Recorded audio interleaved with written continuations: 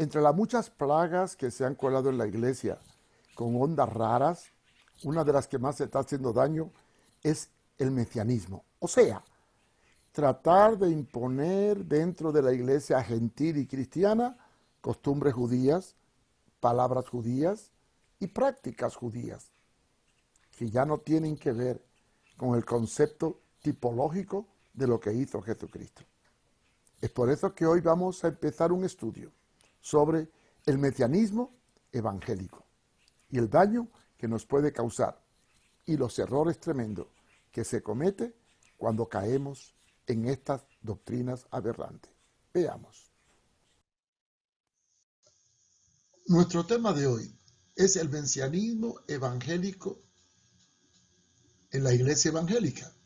Sí, porque el mesianismo evangélico no es nada más que el resurgimiento de los Gálatas modernos. De eso vamos a hablar. Vamos a tener un estudio breve sobre el terreno. Hace muchos años escribí un libro que publicó Unilit llamado Los peligros del tercer milenio y los Gálatas del tercer milenio. Y después de hacer varios viajes y vivir algún tiempo en Israel, donde vivía mi hija, decidí estudiar la cultura, la costumbre y los lugares bíblicos, y sobre ellos analizarlo a la luz de la Biblia y de la realidad actual.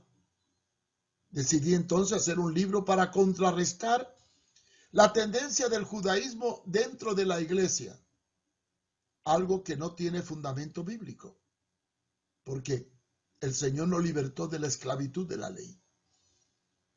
El libro fue publicado en el año 2001 por Unilit y se llamaba originalmente Los Gálatas del tercer milenio.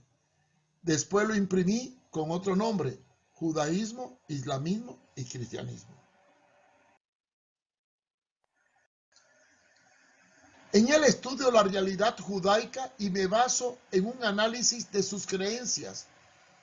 Y al visitar los sitios clave, pude detallar y entender algunos conceptos bíblicos.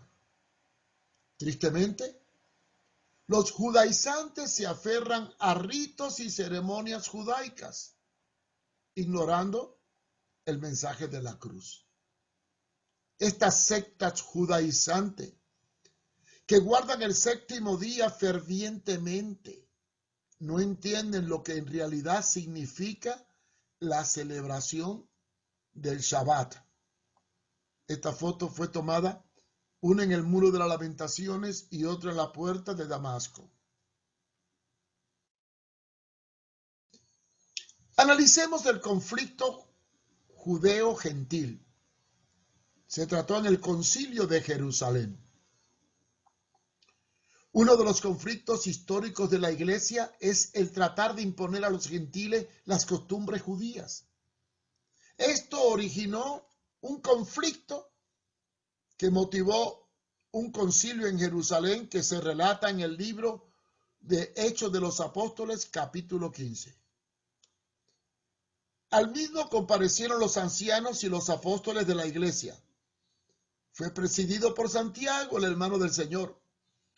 Y se discutió si los gentiles conversos tenían que circuncidarse, como enseñaba el Talmud, y observar algunas costumbres judaicas como el Shabbat y las lunas. La gran pregunta del concilio era: ¿hasta dónde están obligados los gentiles a observar ciertas costumbres y ritos judíos? Después de una larga discusión, se llegó al dictamen final en Hechos 15, 28 y 29.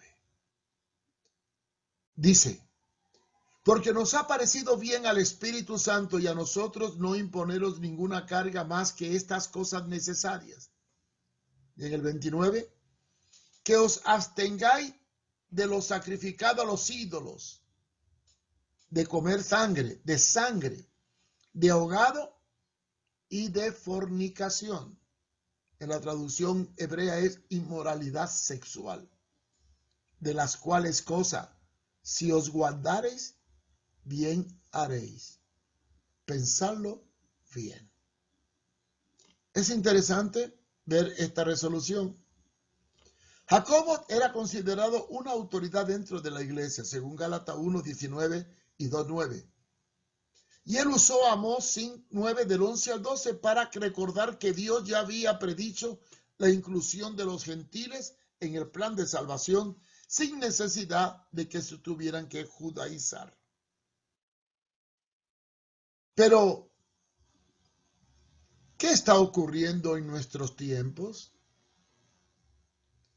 Entre las muchas aberraciones teológicas que están minando la iglesia con herejía y apostasía, se encuentra la tendencia mesiánica, la cual trata de socavar los cimientos del cristianismo para judaizar la iglesia e imponer la cultura judía, el lenguaje hebreo, la danza hebrea y la resurrección del espíritu de los Gálatas. Y le cae muy bien aquel texto de Pablo en Gálatas 3:1. Oh Gálatas insensatos, ¿quién os fascinó para que no obedezcáis la verdad? A vosotros, ante cuyos ojos Jesucristo fue ya presentado claramente entre vosotros como crucificado. ¿Y cómo lo hacen? Bueno, ciertos pastores sobados e ignorantes de las Escrituras establecen danzas, ceremonias, vestimenta y símbolos hebreos en el culto de la iglesia. Algunos llegan al disparate de usar la kipa y hasta hacen sacrificio de animales, ignorando el sacrificio de Cristo. Pero debemos de analizar cada punto de estos a la luz de la palabra.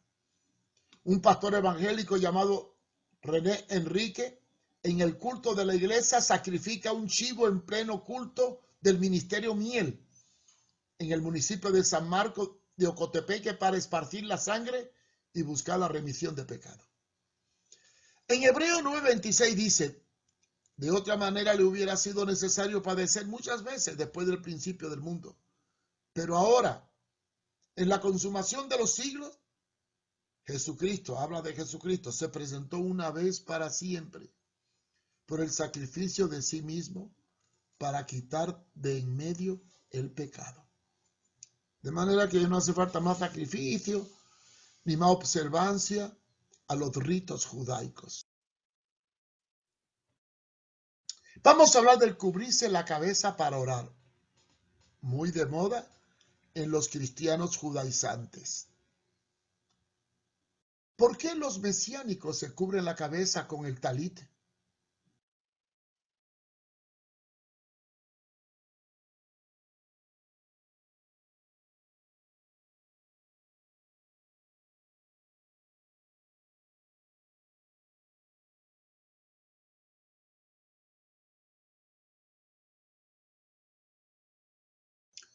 Pero cuando Cristo murió, el velo se rasgó.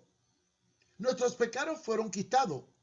Por lo tanto, ya no tenemos que cubrirnos porque ahora tenemos acceso directo al Padre por medio de Jesucristo. Mateo 27:51. He aquí el velo del templo se rasgó en dos partes, de arriba a abajo, y la tierra tembló y las rocas se partieron. Y Hebreos 6:19-20. La cual tenemos como segura y firme ancla del alma y que penetra hasta dentro del velo, donde Jesús entró por nosotros como precursor, hecho sumo sacerdote para siempre, según el orden de Melquisedec. Ya no hay velo que nos separe de la presencia de Dios. El uso de la kipa. La kipa es una pequeña gorra ritual usada tradicionalmente por los varones judíos, con lo cual indicaban la separación de Dios hasta la venida del Mesías. Últimamente, es aceptada también por las corrientes no ortodoxas para uso femenino. Y en la Iglesia Católica representa la sumisión. según la doctrina judía, no se puede orar sin cubrirse, aunque sea con una kipa, porque somos pecadores. En su origen, la kipa identificaba a la tribu a la cual pertenecía el hebreo. Cada kipa tenía un símbolo idéntico a la tribu.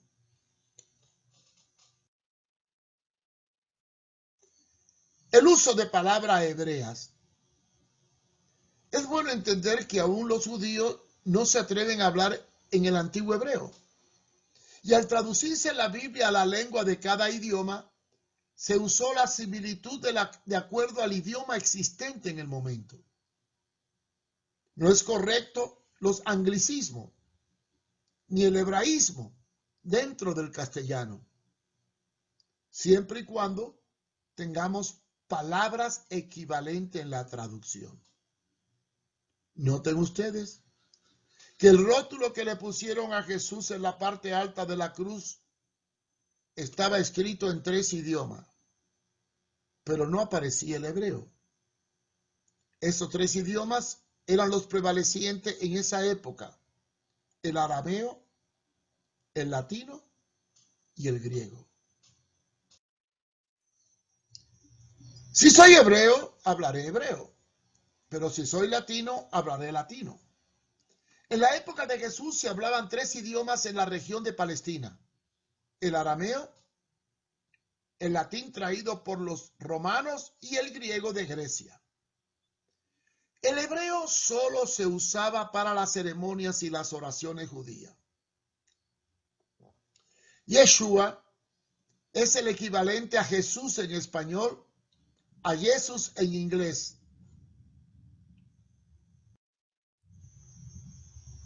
Confrontación por la judaización gentil. No podemos mezclar las costumbres judías con las gracias de Jesucristo y cometer el error de los Gálatas, a los cuales Pablo le llama insensato. Noten que hubo una confrontación entre Pablo y Pedro, porque Pedro trataba de judaizar a los gentiles, rompiendo las normas del Concilio de Jerusalén. En Gálatas 2:14 dice: cuando vi que no andaban correctamente conforme a la verdad del Evangelio, dije a Pedro delante de todo: si tú, siendo judío, vives como los gentiles y no como judío, ¿por qué obligas a los gentiles a judaizarse? ¿Se debe guardar el Shabbat o el sábado? Bueno, vamos a ver esto. ¿Guardarán los adventistas y los judaizantes el sábado de forma correcta? El Shabbat o Sabbat o sábado se observa desde el atardecer del viernes hasta la aparición de las estrellas de la noche del sábado con la puesta del sol. En ese tiempo no se puede hacer nada que ocasione trabajo, y los judíos no pueden caminar más de la distancia que hay entre su casa y la sinagoga. El día antes del Shabbat deben dejar hecha la comida y no deben permitir ningún esfuerzo, ni siquiera encender una luz, menos conducir un auto, ni aún apretar el botón de un ascensor. Yo me acuerdo que en Israel, cuando subíamos un edificio y era Shabbat, sábado, los judíos no tocaban el botón del ascensor, esperaba que se parara automáticamente para montar en él. El término Shabbat se traduce como descanso. Es bueno aclarar que el día sábado del calendario romano y el Shabbat judío son diferentes, porque la ley del Shabbat establece fiestas sabáticas entre semanas, como lo es la Pascua judía, el año sabático y cada 7 años sabático. Muchas fiestas judías que no caen en el sábado gregoriano observan el Shabbat judío.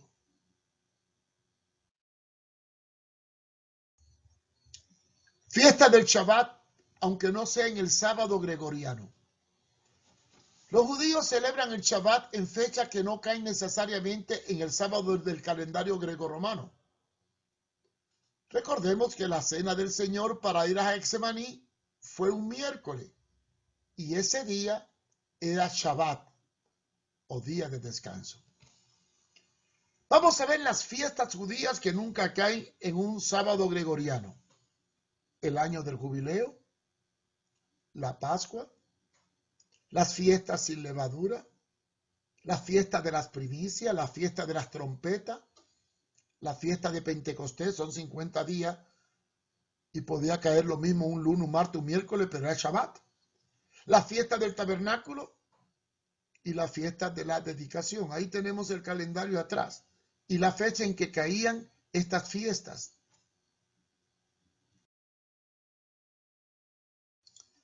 El estudio de la tipología. La tipología del tabernáculo refleja las fiestas más importantes judías. Establece el sacerdocio, los sacrificios y el Shabbat. Se podría definir como un símbolo profético, porque toda la tipología del tabernáculo es una representación de algo futuro que iba a ocurrir. Más concretamente, una tipología de las Escrituras es una persona o una cosa en el Antiguo Testamento que iba a representar a una persona o a una cosa en el Nuevo Testamento. En Jesús se encierra toda esta tipología, porque nuestro descanso está en el Señor. Mateo 12:8. Y las normas judías en ceremonias quedaron abolidas. Las danzas y las fiestas hebreas. En el libro de Génesis no encontramos ninguna referencia a la danza como expresión cultural, aunque sí era práctica de los pueblos paganos. Principalmente en la ciudad de donde procedía Abraham, Ur de los Caldeos, en la región de Mesopotamia. Solo aparece una referencia en la época de Jacob, al cual Dios le llamó Israel, cuando sus descendientes, sus 12 hijos, fueron cautivos en Egipto. Y fue allí donde aprendieron sus costumbres y absorbieron las danzas de los egipcios. ¿Dónde aparece la primera referencia a la danza en la Biblia? Una de las primeras referencias a la danza aparece cuando, al ser liberado el pueblo hebreo de la esclavitud de Egipto por Moisés, María, su hermana, tomando un pandero y junto a las mujeres empezaron a danzar de regocijo. Éxodo 15:20. Es la primera cita que aparece en la Biblia en relación a la danza. Y la misma no tiene nada que ver con una fiesta religiosa, sino con una expresión de fiesta y gozo, más que una expresión de culto a Dios. Eran danzas aprendidas en Egipto.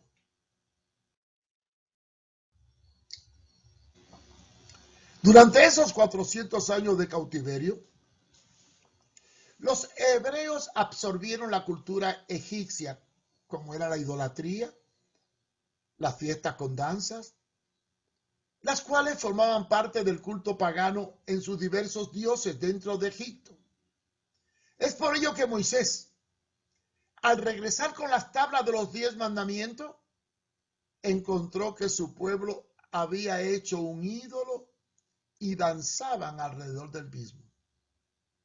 Veamos Éxodo 32, 17, 18. Cuando oyó Josué el clamor del pueblo que gritaba, dijo Moisés: alarido de pelea hay en el campamento.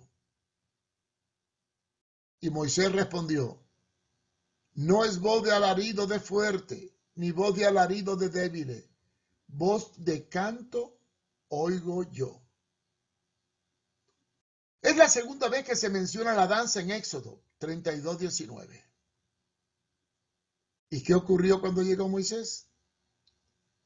Y aconteció que cuando él llegó al campamento y vio el becerro y las danzas, ardió la ira de Moisés y arrojó las tablas de sus manos y las quebró al pie del monte. De manera que la danza aquí era símbolo de fiesta pagana. Era el aprendizaje que tuvieron en Egipto.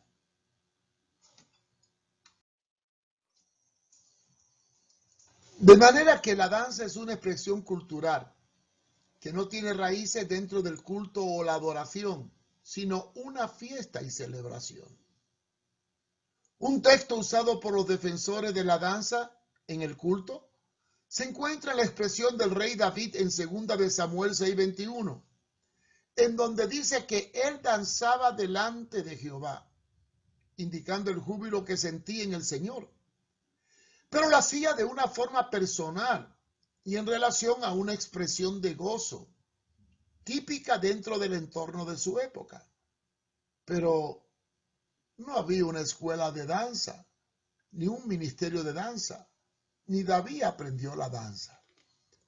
2 de Samuel 6:15 dice, así que David y toda la casa de Israel conducían el arca de Jehová con júbilo y sonido de trompeta.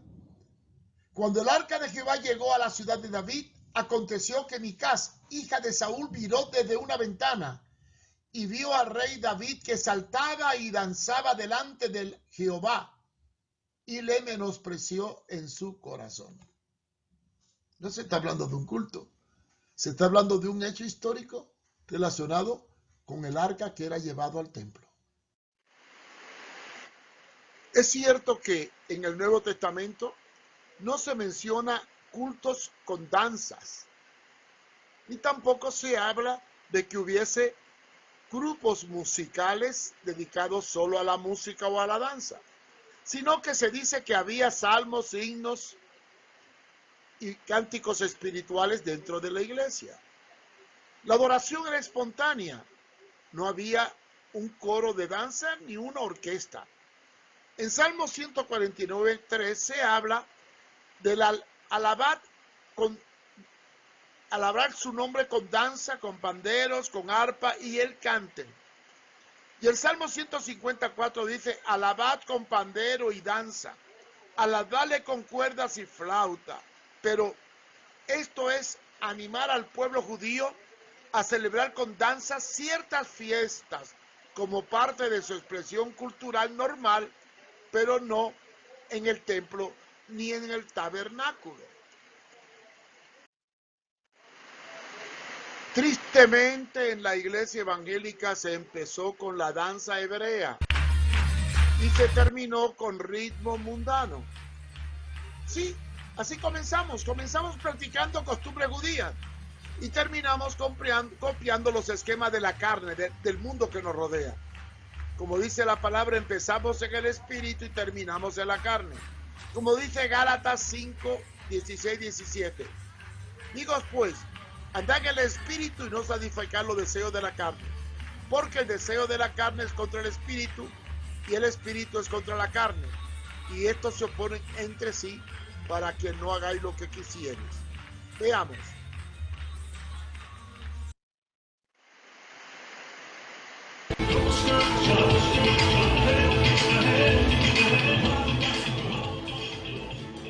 Noten cómo comenzamos en el espíritu y actualmente la iglesia se ha convertido en un lugar de espectáculo carnal. Ya no hay que ir a las discotecas, ¿no? Porque hemos hecho de la iglesia una discoteca. Hemos copiado los esquemas del mundo para imitar todo aquello que es de la carne. ¿Qué les parece a ustedes? ¿No es una realidad tremenda a la cual hoy nos enfrentamos?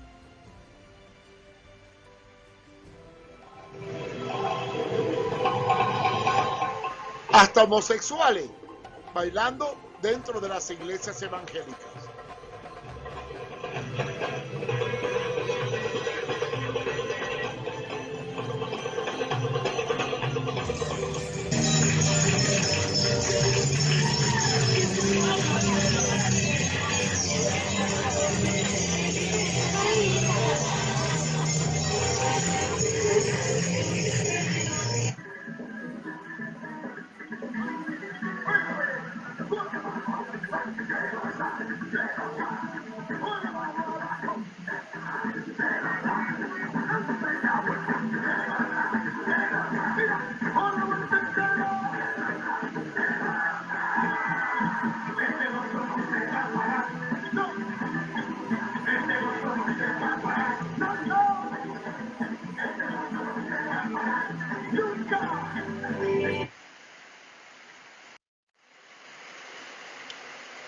Hemos sido liberados de los ritos y ceremonias. No podemos seguir viviendo en la carne. La iglesia vive en la fe de Abraham y no en la ley de Moisés, lo cual fue nuestro ayo para revelarnos el pecado.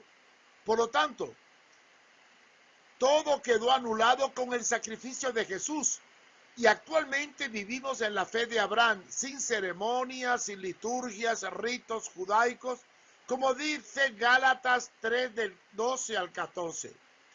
Y la ley no es de fe, sino que dice, el que hiciere estas cosas vivirá por ella. Cristo nos redimió de la maldición de la ley, hecha por nosotros maldición, porque está escrito, maldito todo aquel que es colgado en el madero, para que en Cristo Jesús la bendición de Abraham alcance a los gentiles, a fin de que por la fe recibamos la promesa. Hoy no estamos sujetos sino a la moral cristiana, pero no al rito judío. Y concluyo con esta amonestación. Gálatas 3 del 1 al 3. Oh Gálatas insensatos, o sea, cristianos insensatos.